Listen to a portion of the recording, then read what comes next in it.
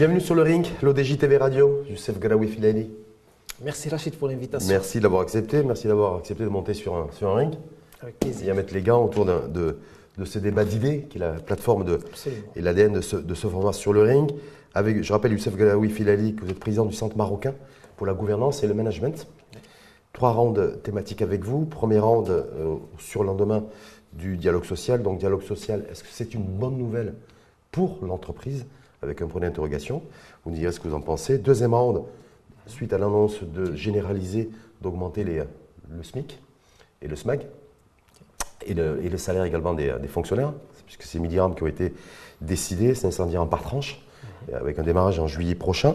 Est-ce que, au général des salaires, la question qui est posée, c'est qui va payer? Donc là, vous nous direz aussi si vous avez une idée précise de qui va payer cette facture. Et ensuite, le troisième round, vous avez vu comme moi, on a eu le bilan du gouvernement qui a été présenté à mi-mandat. Est-ce que le plus dur reste à faire ou pas? Vous nous direz également ce que vous en pensez. Okay. Premier round, dialogue social. Est-ce que c'est une bonne nouvelle pour l'entreprise? Pour l'entreprise, non, pour la simple raison.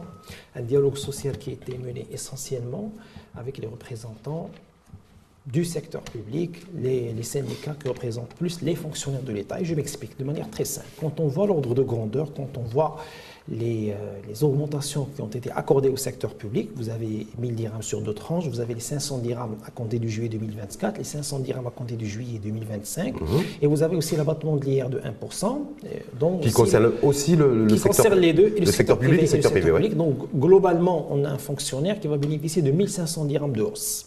Contre un salarié du secteur privé, vous savez, les gens du secteur privé font de la croissance. Les gens du secteur privé apportent de la valeur ajoutée. Donc, si on fait un point... Est-ce que Youssef Galaoui Filali est en train de pointer du doigt un traitement inégalitaire de ce dialogue social? Est-ce que c'est ça que vous êtes en train de dire? Exactement, et c'est la position aussi du CMGM. Donc, nous avons constaté qu'il y a un favoritisme en faveur des fonctionnaires. Nous ne sommes pas contre les fonctionnaires de l'État. On sait qu'il y a des gens qui travaillent, qui font de la valeur ajoutée et qui sont très sérieux, mais il n'y a pas d'équité dans la répartition des Il y a toujours ce débat, Youssef Galaoui Filali, en disant que lorsqu'on est fonctionnaire, qu'on soit au Maroc ou ailleurs, mais dans une administration, on va parler de notre pays, on n'est pas là pour dégager de la valeur. On ne va pas être évalué, il n'y a pas des contrats de performance. Pas du tout. C'est ce qui se dit toujours dans le secteur public. Ça, c'était l'état d'esprit du passé. Oui. Alors, je vous explique, depuis qu'il y a au Maroc la loi organique des finances, nous avons changé les choses. On parle de rapport de performance, on parle de performance publique, on parle de contrôle de gestion publique. Donc, on a besoin d'un employé du secteur public qui est performant, qui attire de l'investissement, qui produit et qui performe, c'est ça que vous êtes en train de dire. Qui accompagne, qui produit de l'information et qui joue un rôle prépondérant pour faire réussir les investissements et attirer les investisseurs, qu'ils soient nationaux ou étrangers. Donc, ce n'est pas le cas, si tu permets, Rachid, parce qu'actuellement, on a des investisseurs qui se plaignent des dossiers qui prennent du retard. On a d'autres investissements qui se sont dirigés vers d'autres pays. Vous savez, l'investissement vers le Maroc, il a baissé. Donc, nous avons des indicateurs concrets. Vous parlez des IDE, moins de 19%, oui. Tout à fait. Je parle des IDE. Et donc, ça ne reflète pas l'effort effectué par le gouvernement en faveur des fonctionnaires de l'État quand on voit l'ordre de grandeur de l'augmentation qui leur a été accordée. Est-ce que ça veut dire que pour vous, Youssef Galaoui Filali, donc est-ce que c'est l'augmentation est trop importante pour le public et pas suffisamment importante pour le secteur privé? C'est ça en fait que vous pointez du doigt? C'est de ça ce dont il s'agit, parce que quand on voit le secteur privé, l'abattement de l'IR de 1%, ça dépend du salaire brut de tout un chacun, mais il y aurait des augmentations qui varient de 350 jusqu'à 500 dirhams maximum. Et quand on voit le secteur public, on parle de quelque chose aux alentours de 1200 dirhams jusqu'à 1500, 1600 dirhams. Donc cet ordre de grandeur, personnellement, me dérange. Et puis, d'un point de vue démographique, parce que dans le secteur privé, on parle de 3,5 millions de salariés. C'est les salariés qui sont déclarés dans le secteur privé au niveau de la caisse nationale de sécurité sociale, au niveau de la CNSS. Et quand je vois les 565 000 fonctionnaires qui vont bénéficier des 1500 dirhams, je dis qu'il y a du favoritisme et qu'il fallait faire plus d'efforts. Donc pour vous, ce n'est pas une bonne nouvelle pour l'entreprise? Pas du tout. Sauf que, Youssef Galaoui Filali, en préparant votre venue, je me suis dit, je vais voir quelle est la position de la CGM, qui a co-signé et co-décidé, en tout cas, ces accords-là, ce dialogue social 2024. Ils ont fait cette déclaration, la CGM, qui représente le tissu entrepreneurial, le monde de l'entreprise. Vous êtes d'accord là-dessus? Alors, CGM, c'est le syndicat du patronat. Le patronat, mais ça représente plus les grandes moyennes entreprises. Bon. Pas le tissu entrepreneurial qui est composé en tout cas, le corps intermédiaire de très petites et petites entreprises. Donc, en tout cas, importante. Exactement, oui. on y reviendra d'ailleurs. Oui. La CGM a fait cette déclaration en disant, je cite, c'est un post LinkedIn, hein, il n'y a pas eu de déclaration officielle à ce jour. Okay. Ce post LinkedIn en disant, la CGM, donc, je cite, adhère complètement à ces avancées socio-économiques ainsi qu'aux objectifs d'amélioration de la compétitivité, donc valide, et ces accords, et cette décision qui a été prise de revaloriser les salaires à la fois des fonctionnaires et à la fois à la revalorisation du SMIC. Ça, c'est la position de la CGM. Je peux la comprendre dans le cadre où on fait augmenter le SMIC et le SMAC de 10% sur deux tranches, 5%, 5%. Oui. Je pense que ça peut être bénéfique pour la population SMIC-SMAC. Mais pour les gens de la classe moyenne, de la classe au-dessus de la moyenne, c'est des gens qui sont aujourd'hui créés et nés bien évidemment de cette stagflation, comme vous savez, l'effet inflationniste de l'inflation, la décroissance, donc ça a créé une nouvelle couche sociale qui est la classe sous-moyenne. Tous ces gens-là, qui gagnent en moyenne les 6 000 dirhams net jusqu'à les 10 000 dirhams, aujourd'hui, c'est des gens qui ne sont pas concernés par cette vague d'augmentation qui a touché plus le secteur public. Par contre, ils vont bénéficier de la baisse de l'IR d'un point. La baisse de l'IR n'est pas significative, comme je t'expliquais, Rachid. Ça va tourner aux alentours de 350 dirhams net pour cette catégorie. En fonction des niveaux de revenus. Qui ont des salaires nets de 20 000, 25 000, 30 000, ça peut aller jusqu'à 500 dirhams. Donc, quand on voit l'ordre de grandeur des augmentations et leur répartition entre le secteur public et le secteur privé, on sait très bien qu'il y a un favoritisme vers le secteur public et que beaucoup plus de négociations ont été menées avec les représentants du secteur public. Et malheureusement, les gens du secteur privé n'ont pas joué pleinement leur rôle en matière de défense des salariés du secteur privé. Donc ça veut dire que les syndicats qui ont négocié avec le gouvernement et avec le patronat, ils ont beaucoup plus choyé les fonctionnaires. Ils se sont concentrés plus sur le secteur public et non pas le secteur privé qui crée de la croissance et qui emploie plus que de 3,5 millions. En même temps, Youssef Galaoui Filali, vous dites cette classe moyenne chez nous, c'est-à-dire avec des niveaux de revenus supérieurs à 6 000 dirhams. Je rappelle qu'il y a un réaménagement de l'IR qui fait que pour tous les revenus en deçà de 6 000 dirhams, il y a une exonération totale de l'IR. Mais on parle de 6 000 dirhams bruts. 6 000 dirhams bruts. Pas les 6 000 dirhams nets, absolument. Complètement. Oui. Mais en même temps, si ça peut aller entre 300 et 500 dirhams de plus, c'est quand même pas mal, non? Il vaut mieux ça que rien. Ah, c'est sûr, quand on voit ça, on se dit au moins il y a ça. Mais moi, je vous parle du secteur privé qui emploie un certain nombre de cadres, un certain nombre d'ingénieurs, un certain nombre de cadres supérieurs, un certain nombre de responsables. Et c'est des gens aujourd'hui, parce que vous savez, aujourd'hui, si vous avez un salaire de 20 000 ou 25 000 dirhams, et si vous avez crédit voiture, si vous avez un logement, si vous avez 2 enfants, vous devez vous occuper de leur éducation, la scolarité, etc. Donc, ce n'est pas suffisant. Ce n'est pas suffisant de se faire augmenter de 300, de 400, de 500 dirhams. Et si tu te rappelles très bien, moi je me rappelle très bien, j'étais au secteur public il y a plus d'une décennie avec le gouvernement de Bess El-Fessi. Je me rappelle très bien, 2007, dans le cadre du dialogue social absolument, il y avait 2 baisses importantes d'IR. Nous sommes passés de 42% à 40% et on est passé de 40% à 38%. Moi je me rappelle très bien, j'ai eu une augmentation aux alentours de 1400 dirhams net. Sur les deux. Certains vous diraient que ça c'était l'époque dorée. C'est vrai. C'était l'époque où la croissance était au rendez-vous aussi. Mais mieux que ça, c'était la période où le Maroc ne réalisait pas autant de PIB que celui qu'on a aujourd'hui. C'était l'époque où il n'y avait pas tout un arsenal juridique, il n'y avait pas une nouvelle constitution, il n'y avait pas des projets très structurants, il n'y avait pas des facilitations, il n'y avait pas d'économie digitale. Donc c'est à ne pas comparer, mais de toutes les manières, c'était une époque qui avait ses difficultés, avec un taux de chômage qui était élevé, avec une tension, etc., avec beaucoup de manifestations. Aujourd'hui, je pense que ce gouvernement, il a les moyens, il a le cadre pour travailler, mais l'innovation manque à l'appel, en tout cas pour les salariés du secteur privé, en matière de dialogue social. À l'époque, donc, quand Youssef Galaoui Filali était dans le secteur public, on avait un taux de croissance qui était beaucoup plus productif et qui créait plus de richesses qu'aujourd'hui. Et à cette époque-là, on n'avait pas un problème de chômage aussi élevé. Parce que je rappelle que cette tranche 2007-2011, le gouvernement à Bess El-Fessi, c'était 100 000 emplois créés par an. Parfait, juste une précision importante, Rachid. Quand on voit les 2 dernières années passées avec ce gouvernement, on est passé d'un taux de chômage de 11,4 à 13%. Ouais, 13,3 pour être précis d'ailleurs. Pour être plus précis, 13,3.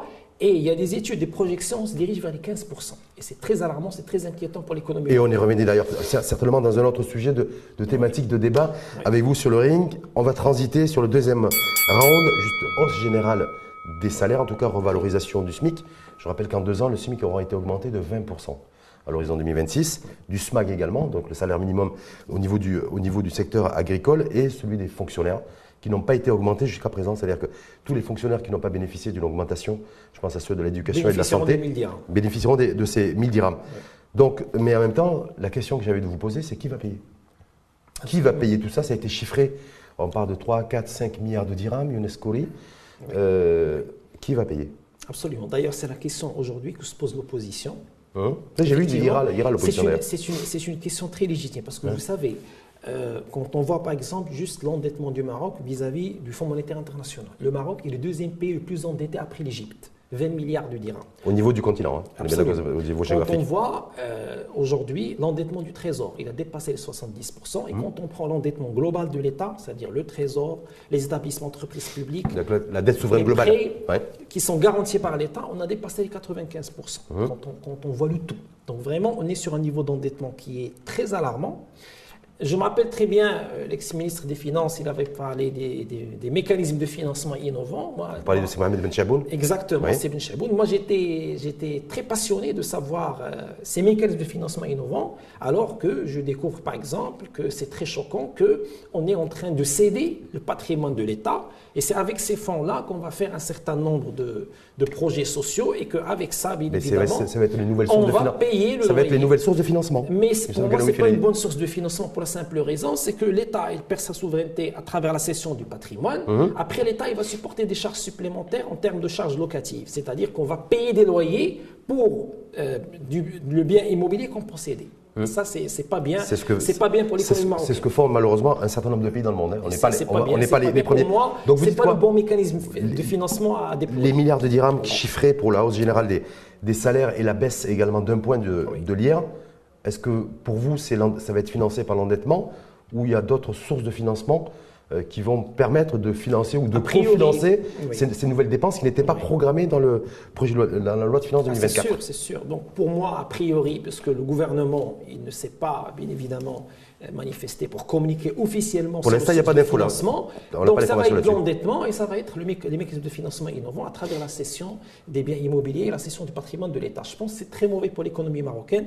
Les décisions sociales, c'est des décisions qui sont très importantes. On est pour les augmentations, pour l'amélioration du niveau de vie des gens, l'amélioration du pouvoir d'achat des citoyens et citoyennes, mais à condition que ça doit être basé sur l'investissement productif, sur la croissance, sur la création de la richesse et sur le revenu. En même temps, quand on a des besoins aujourd'hui ou des populations effectivement qui ont besoin de revaloriser et d'améliorer leur niveau de vie et leur cadre de vie, qu'on n'a pas de croissance économique parce qu'elle n'est pas au rendez-vous, on n'a pas d'autre choix. En tout cas, le gouvernement, me semble-t-il, n'avait pas d'autre choix que de... Mais moi, ce qui m'inquiète le plus, c'est de dépenser de l'argent. Cette opération, elle aura un impact financier sur le budget de l'État, sur la masse salariale qui est assez élevée. Mais quand on voit la population cible, ce ne sont pas les gens qui sont dans le secteur privé. Ces gens-là, il faut qu'on sache très bien, en termes de masse, ils sont de 3,5 millions de personnes. Et mieux que ça, c'est les gens qui font de l'épargne, qui font de la consommation. C'est très bien que les gens du secteur privé, ils se déplacent, ils font des missions, ils bougent, ils produisent plus, ils sont plus actifs. Donc leur niveau de consommation est plus élevé. Et c'est eux, normalement, qui font la circulation économique de l'argent. Et ça, c'est important. Donc, il ne faut pas se focaliser en termes de dialogue social que sur les fonctionnaires du secteur public. C'est très mauvais. En tout cas, pour le secteur privé, en tout cas, ce qui a été attribué, qui va payer, certains disent, mais de toute façon, c'est l'argent, c'est du pouvoir d'achat qui va être redonné aux fonctionnaires et aux salariés du secteur privé. Oui. Et compte tenu que notre PIB est composé à 60% de la consommation, eh bien, ça va relancer la consommation. Fondamentalement, on va s'y retrouver. Qu'est-ce que vous en pensez de cette théorie économique? Ce qui est le plus inquiétant dans tout ça, c'est qu'au niveau de la loi de finances de 2025, je crains qu'il y ait des programmations qui vont toucher bien évidemment à la poche des citoyennes et des citoyens. C'est-à-dire que les caisses de l'État n'ont pas les moyens pour financer ce genre d'opérations sociales.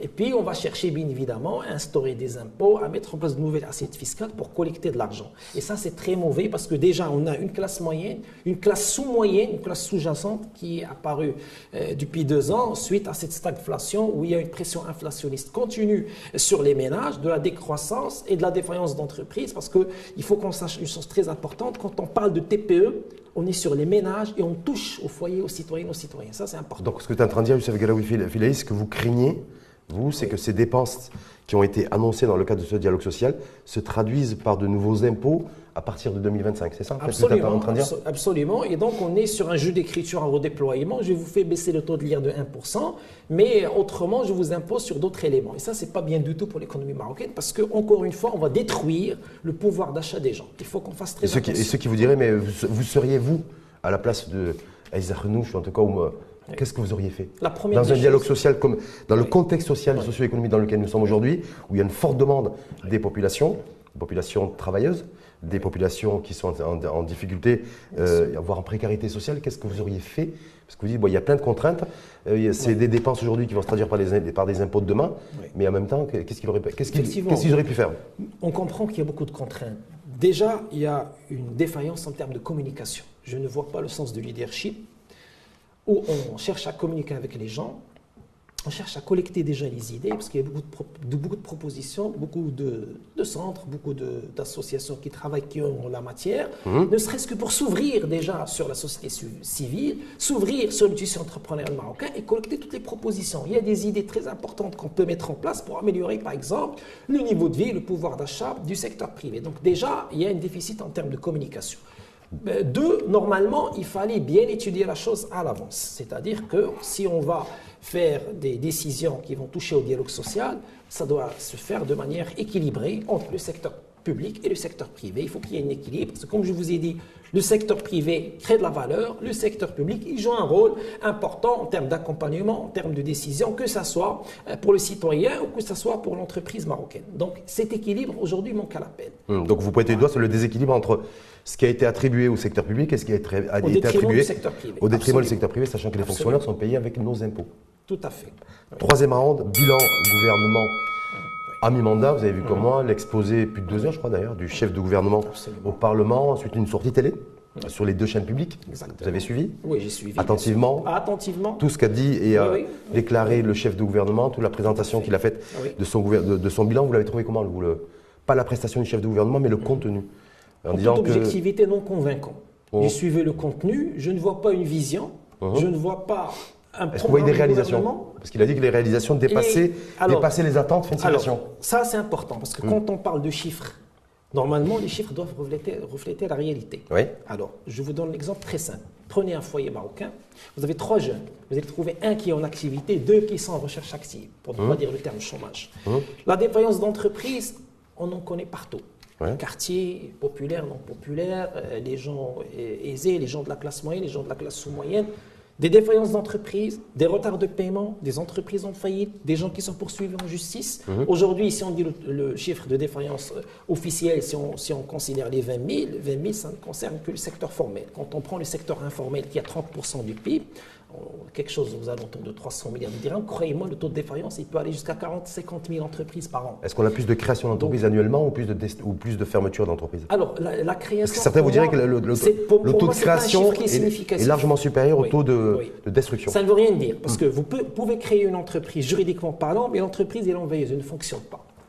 Il faut voir les défaillances en termes d'entreprises qui ont vécu l'expérimentation entrepreneuriale. C'est des entreprises qui ont fonctionné, qui n'ont pas pu avoir de carnet de commandes, qui n'ont pas de clients, qui n'ont pas de portefeuille, et c'est des entreprises qui sont en difficulté financière. Donc Youssef Galaoui Filali, payer les charges de fonctionnement. Pas convaincu par le bilan qui a été présenté par le chef de gouvernement. Pas de vision, pas de mécanisme de financement des entreprises, d'accompagnement du tissu entrepreneurial marocain, pas de solution tangible pour porter le Maroc vers la voie des pays émergents, pas de solutions aussi qui sont envisageables pour faire baisser le taux de chômage. Est-ce que vous n'êtes pas 10 promesses gouvernementales qui n'ont pas été tenues à date d'aujourd'hui, notamment les 1 million de gens à employer. L'État social, ça a été tenu, l'assurance maladie obligatoire, le chantier, le recensement par la CNSS, ça a été fait. Ça, c'est des projets royaux. Les aides directes, c'est des projets royaux qui ont été exécutés par le gouvernement. Pour qu'on soit clair. D'accord. Oui.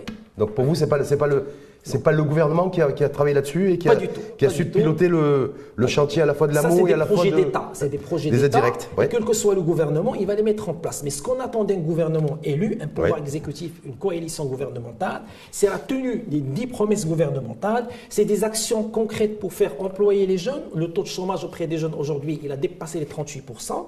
Au niveau national, vous le connaissez, il a dépassé les 13%. Donc un taux de chômage très élevé, des défaillances d'entreprises qui sont très élevées, de la méfiance, un climat d'affaires qui n'est pas propice, et tout cela ne va pas permettre au Maroc de réaliser une croissance de 5 ou 6%. En tout cas, avec un niveau de croissance relativement faible, certains vous diraient, c'est le discours du gouvernement, c'est que l'État social, c'est quelque chose qui n'a pas de précédent. C'est la première fois dans notre pays qu'on dote l'État de structures qui pas, permettent de la redistribution. Ce n'est pas le projet du gouvernement. Bon, en tout cas, c'est porté par le gouvernement.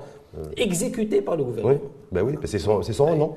Oui. C'est le pouvoir exécutif. Il exécute un projet. Mais normalement, ce qu'on attend d'un pouvoir exécutif, de l'innovation, des projets, des actions concrètes pour améliorer la vie citoyenne. En tout cas, ce qui a été annoncé par le chef de gouvernement, c'était bien avant la présentation du bilan du gouvernement à mi-mandat. Il a fait cette déclaration suite au chiffre du chômage qui était tombé, c'était au mois de mars dernier, avec ce pic à 13,3%, que la priorité de la deuxième partie du mandat et du quinquennat serait l'emploi. Absolument. Absolument. Donc, est-ce que vous, là-dessus, vous êtes confiant sur la capacité de... Pour que je sois confiant, moi, je suis concret. Je dois avoir un plan d'emploi, je dois avoir des investissements productifs, des ouvertures d'usines. On ne fait pas de l'investissement en infrastructure pour faire fonctionner des machines. Il faut que je vois du recrutement d'ingénieurs, de cadres, d'agents de maîtrise, et c'est ça le plus important. C'est les actions concrètes, les déclarations en CNSS et comment on va réagir par rapport aux déclarations du HCP pour faire baisser le taux de chômage. Donc, tant qu'il n'y a pas des actions concrètes, tant que le secteur public ne fait pas de partenariat public-privé avec le secteur privé, tant qu'il n'y a pas cette interaction, cette synergie entre les deux, la création d'emplois manquera à la peine. Et on a vu ça durant, bien évidemment, le mi-mandat de ce gouvernement. Donc, à chaque fois des déclarations, et une manque d'expérimentation en matière d'emploi, parce que, croyez-moi, la création de l'emploi, on a besoin de femmes et d'hommes de terrain. Des gens qui connaissent l'entreprise, qui connaissent les terrains et qui créent de l'emploi, qui créent de la richesse. Est-ce que Youssef Galaoui Filali, lui, il a une solution pour pouvoir, une solution, c'est-à-dire une proposition concrète aussi, pour remettre le pays et notre économie à recréer de l'emploi? La solution la plus facile, d'abord en termes d'auto-entrepreneuriat, parce que malheureusement, quand on parle emploi, les gens ils pensent toujours au recrutement, au salariat. Il n'y a pas que ça. Oui, il faut qu'on recrute, il faut qu'il y ait du salariat, il faut qu'il y ait un équilibre entre les deux, mais il faut aussi booster l'entrepreneuriat. Quand on voit les programmes qui ont été menés par ce gouvernement, que ça soit Força, la première version, deuxième version, mais c'est catastrophique. Des gens qui ont suivi des périodes de formation, qui ont été incubés, des gens qui se sont engagés financièrement parlant pour, bien évidemment, faire des contrats de bail, commencer à payer des loyers, engager des charges. À la fin du process, on leur dit c'est bon, vous n'êtes pas retenu, nous avons atteint l'objectif. Et c'est très grave. Donc, on crée une nouvelle population de gens démunis, on lance des programmes pour créer un problème. Et ça, c'est pas bien. Au moment où, au niveau, normalement, l'entrepreneuriat, si tu me permets, je peux terminer cette idée, l'entrepreneuriat, il y avait le programme Intelaka, il fallait le continuer. Accompagner les gens, on booste l'entrepreneuriat. Vous avez vu le bilan qu'a fait Youssef Jouali? Je suis désolé. C'est Jouali de la Banque centrale, il a fait un bilan pas très élogieux du programme Intelaka, il y a plus de 40% de casse de crédit. Oui, mais pourquoi la viabilité, il y a la viabilité du financement bancaire du programme Intelaka laisse à désirer. Non, il faut revenir à la source du problème. On donne de l'argent aux gens sans leur permettre d'accéder au marché, sans leur donner la chance d'avoir le carnet de commandes, comment développer un portefeuille, je suis désolé. Est-ce qu'il y a un équilibre entre le financement et l'accompagnement. Malheureusement, les gens qu'on finance, on leur donne de l'argent, on leur dit allez-y vous débrouillez. C'est pas bon.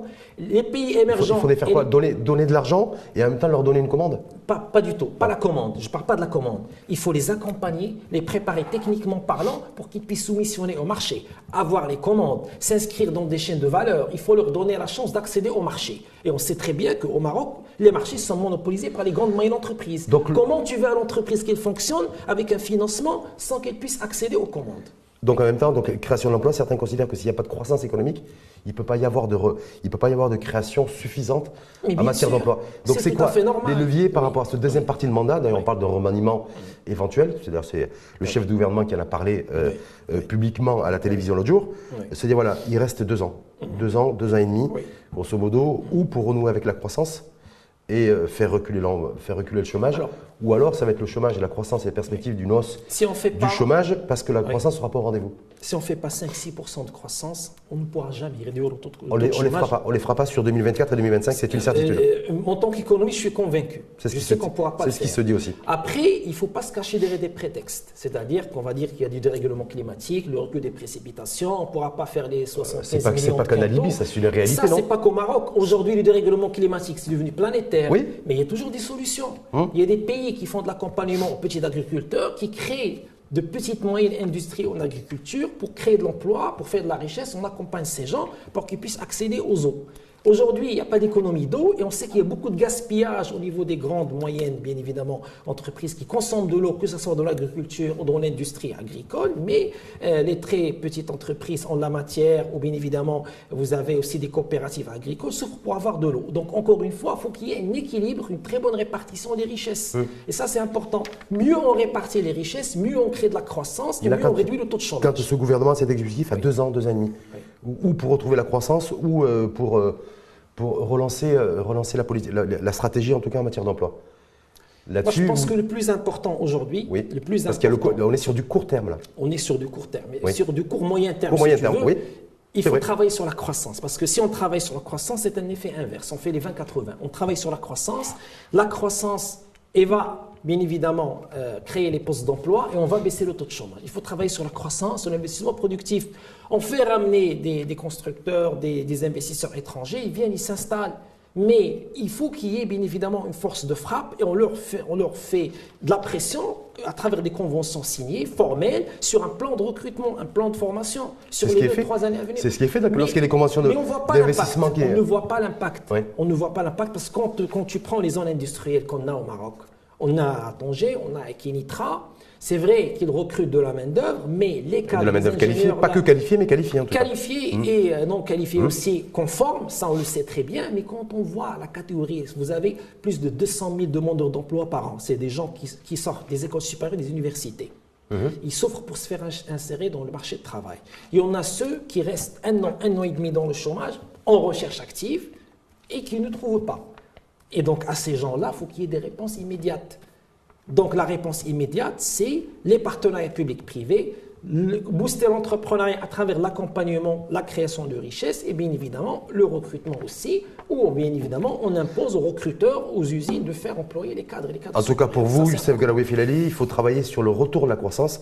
Absolument. Et retrouver les sentiers de croissance. C'est lui qui va générer de l'emploi et faire baisser le taux de chômage. Merci infiniment, Youssef Galaoui Filali, sur les présidents du Centre marocain de la gouvernance et le management, sur ce débat sur le ring après post-dialogue social. Merci. Et poser aussi les enjeux de tout ce qui a été annoncé en matière de revalorisation des salaires des différents salaires à la fois des fonctionnaires du secteur public et secteur privé.